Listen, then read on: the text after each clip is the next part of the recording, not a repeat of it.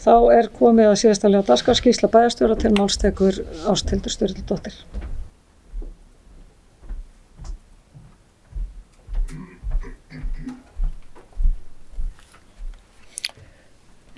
Forseti, ágætu bæjarfulltrúar.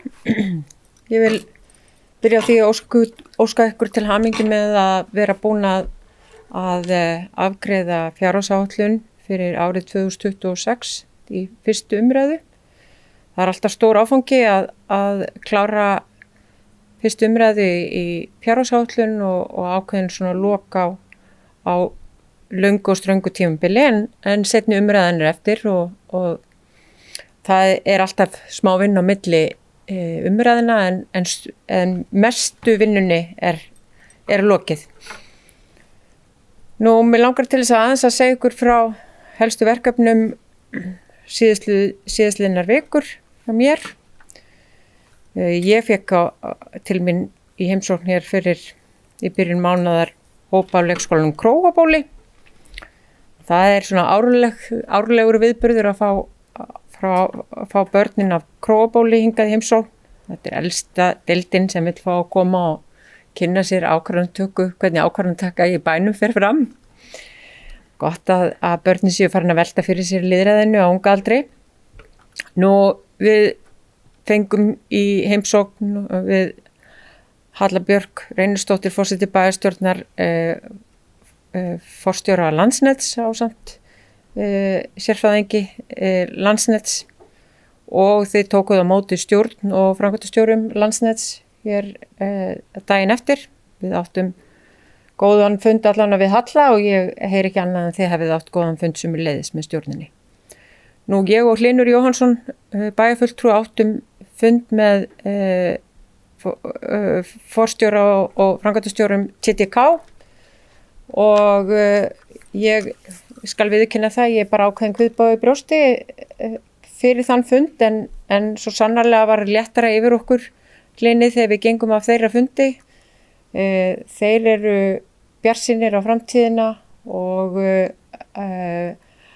eru bara nokkuð brattir með við ýmsan bölmóð en þá vantar mjög nauðsynlega sérhæft starfsfólk og ég held að það þurfi að vera í okkar málflutningi við stjórnvöld og alla þá stjórnmálamenn sem við hittum og það þurfi að leggja alla áherslu á að stækka verkmenntaskólann og koma upp aðstöðu til þess að mennta fólk til þess að sinna þeim störfum sem eru að byggjast hér upp á þessu svæði. Hvort sem það gagnaver eða hjá TTK eða þeim verkefni sem eru framöndan á Bakka eða hvað sem það þegar okkur vantar tæknimennta fólk sárlega. Nú, það var haldinn fyrsti fundur áframhaldandi skref við borgarstefnuna og það stendur ekkert annað en til en að bretta upp ermar og hefja vinnu við gerð aðgerðar áætlunar og það allir harða ákvæðnir. Nú, eins og venjulega að þetta sé ekki stefna sem muni rykfalla heldur muni aðgerðirnar fela í sér breytingar sem muni skila sér í bættu umhverfi. Nú, ég átti fund með rektor HA ýmis sameiginlega verkefni. Nú, ég átti samtal við framkvæmdastjóra North og að því að hér var nefnt áðan